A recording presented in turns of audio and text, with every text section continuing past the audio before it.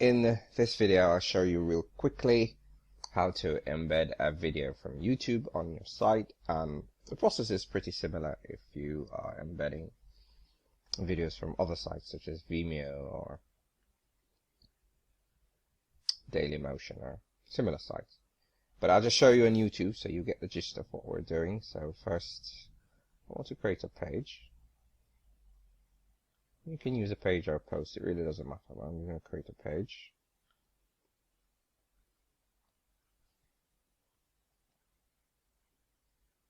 And I'm just going to call it video. And we're just going to go over to YouTube, and once you've found the video that you want to embed, then you go down below the video where it says share and click the tab that says embed.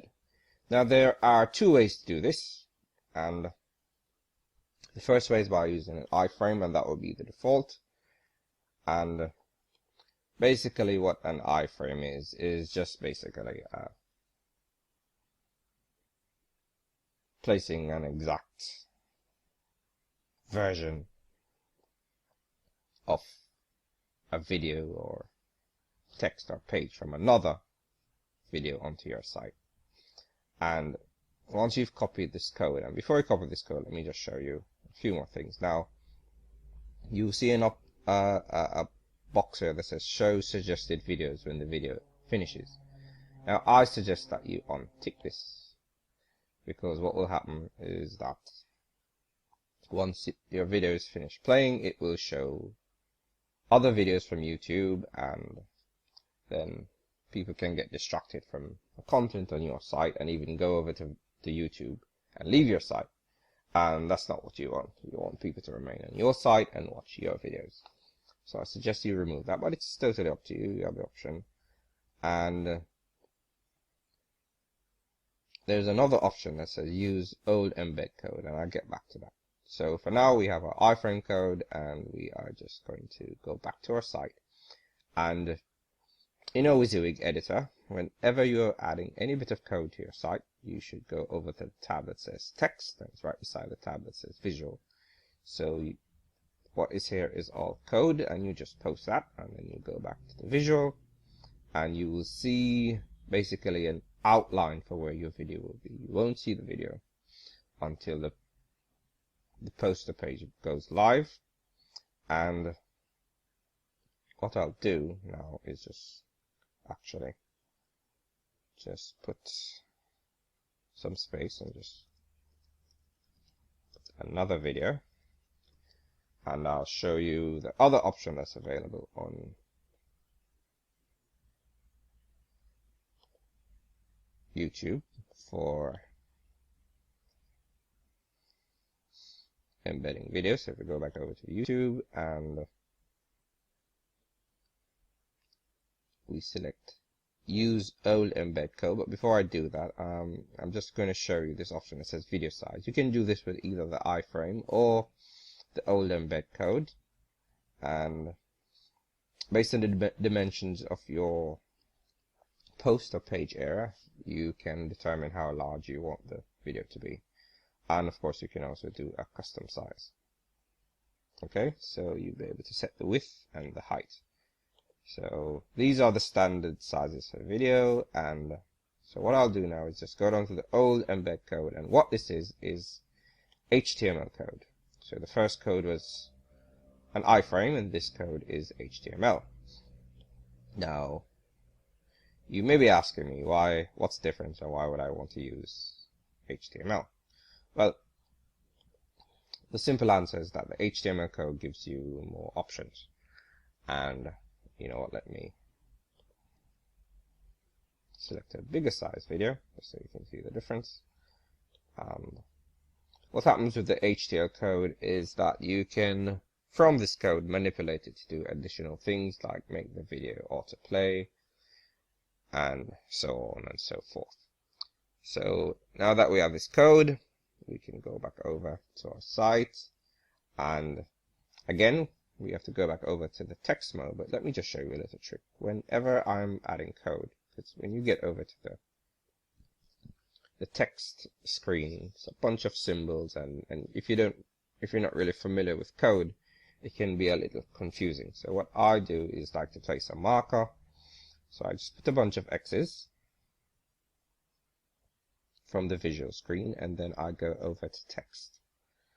And as you can see, there's a bunch of tags here, and this is all code.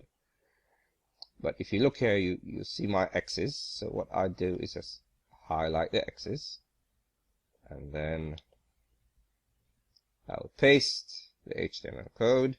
So my code will go exactly where I want it to go. And if we go back over to our visual, you see another video has been added. And of course, you can go ahead and do the other adjustments you want to your page, allow comments, etc. But I'm just going to go ahead and publish this page.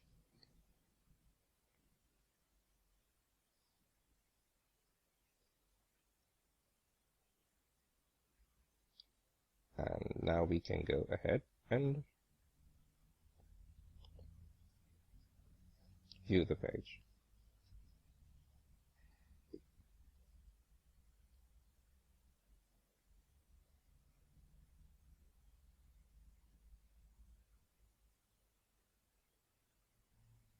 Okay, so the same video using two different methods for embedding the video from YouTube. And if we just go back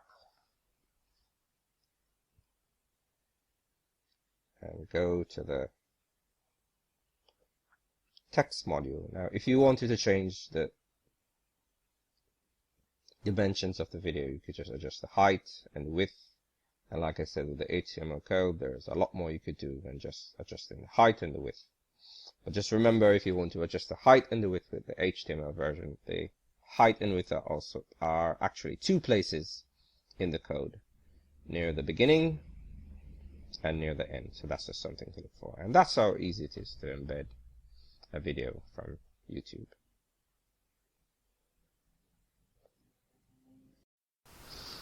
In the next set of videos, we're going to take a look at configuring our site.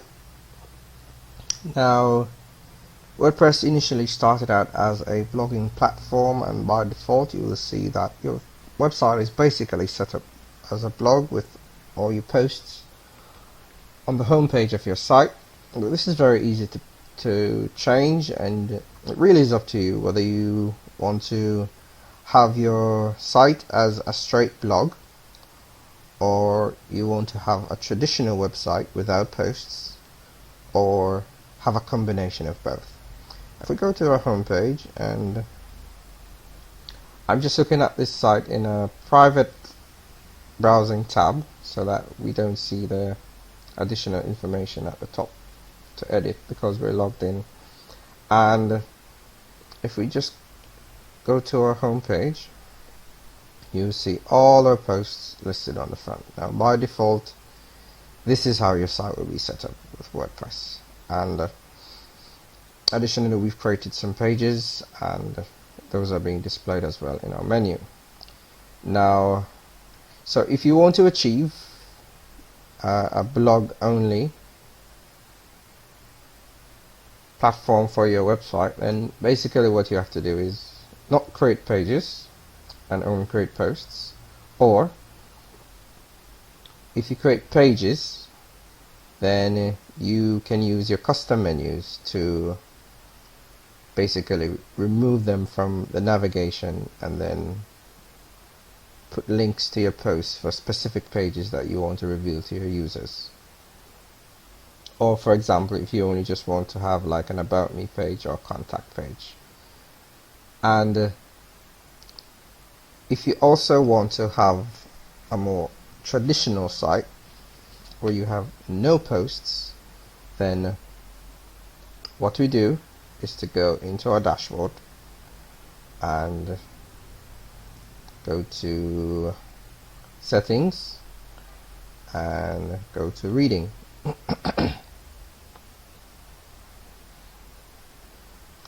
And you will see an option that says front page displays. Now, as you can see, the radio button has selected your latest posts. As we said before, this is the default, but you can put a static page, and where it says front page, then you can select one of the pages that you have already created. So in this case, I'm going to use our About Me page, and if we wanted to have only pages on our site, we select Save Changes,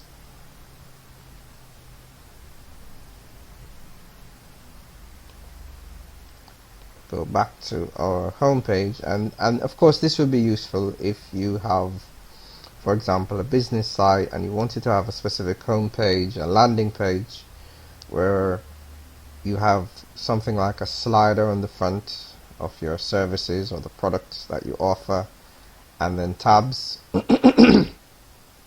with the links to other pages, etc. So if that's what you want to achieve, and if we just refresh, we'll see the changes.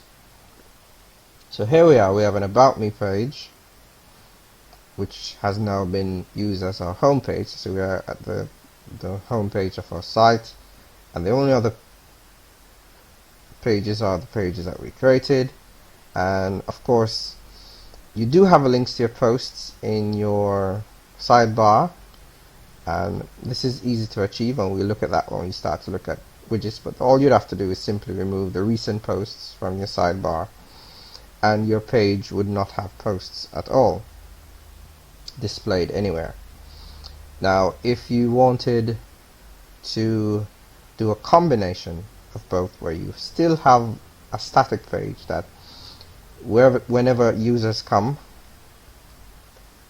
to your site, they land on that specific page, whether you want to show them your services or you want to build a mailing list or whatever it is, but you still want to have posts on your website, and what you do is to go ahead and create a new page,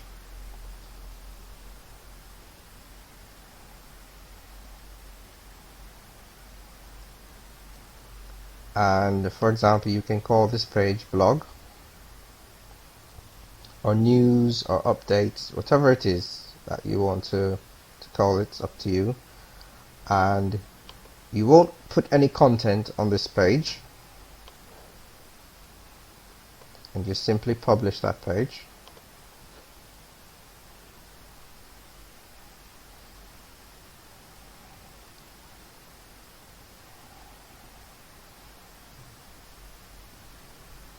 And if we go back to our settings and reading,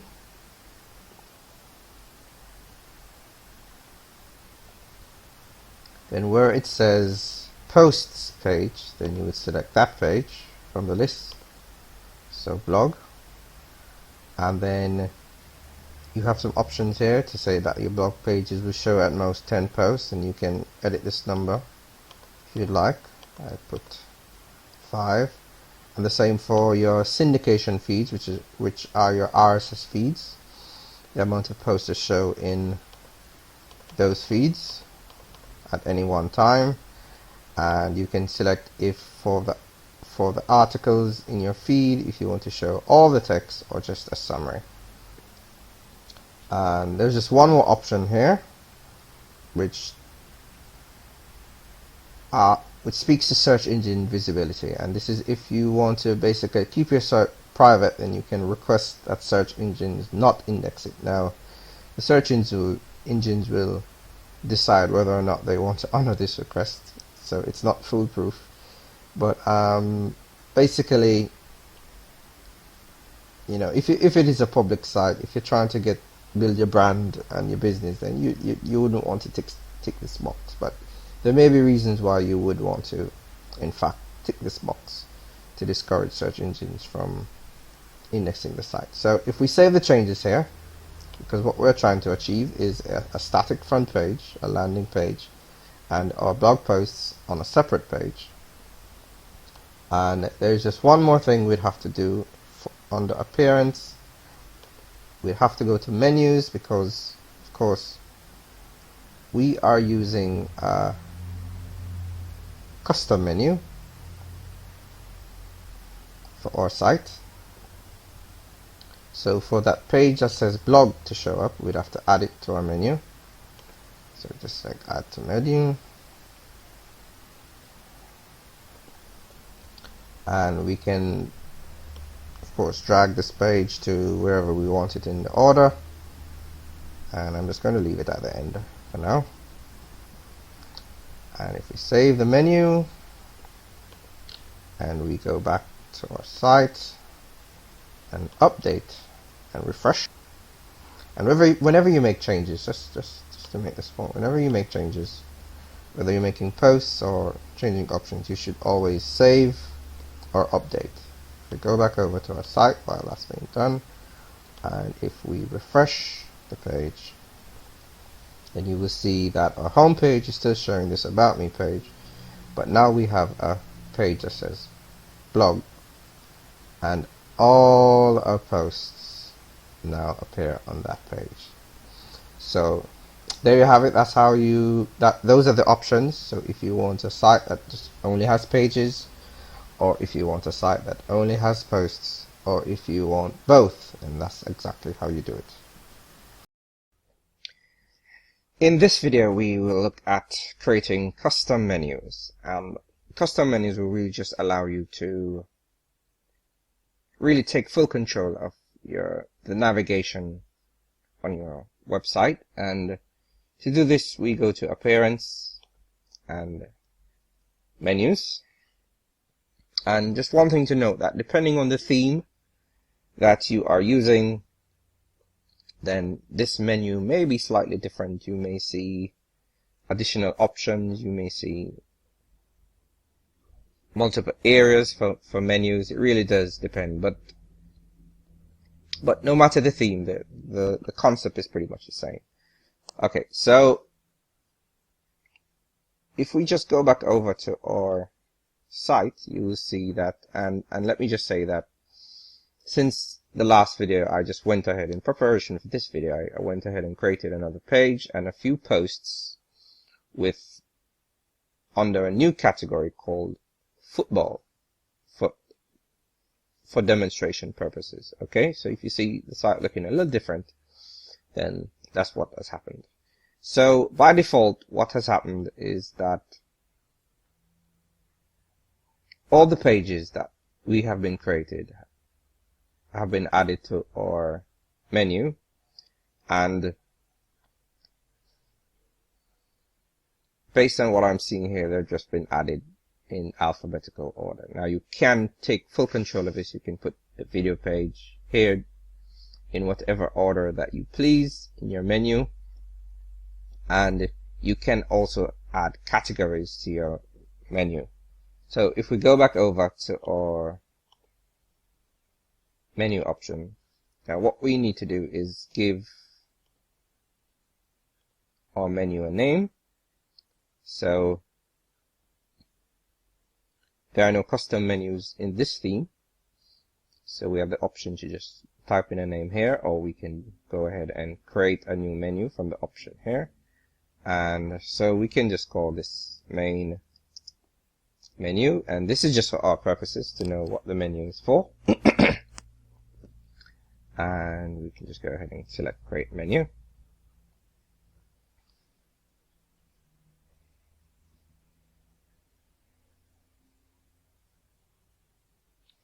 And to add items to our menu, then on the left hand side you'll see a list of all your pages, and well, we only have 4 pages, so but you would have had the option to view all and to search for specific pages if you had a lot of pages in your site. So I'm just going to select all these pages and select add to menu.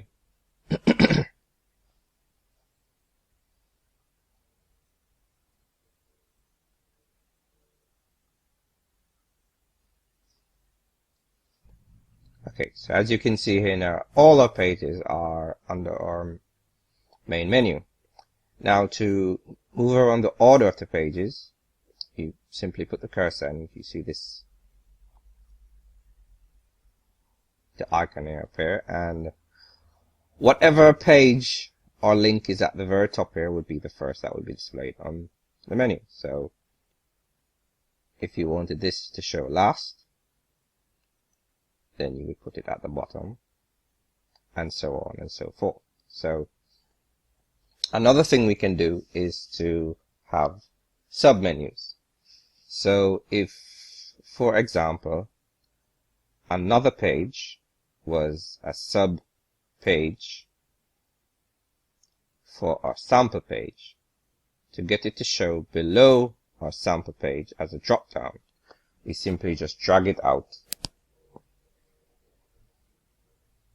to the right and it will appear in our menu. So in our navigation, this will appear as the main page, but when we hover over it, another page will be shown just below it. Okay, and we can also add links, so it doesn't only have to be pages that we've created on our site. You can just also add a link. So for example, all you have to do is click on this drop down arrow, put the link. So say for example you had another website, or if you wanted to link to your Facebook page or your YouTube channel, and you just put the URL there and what you wanted the text to say. So I'll just say like us on Facebook, and then you can add to menu,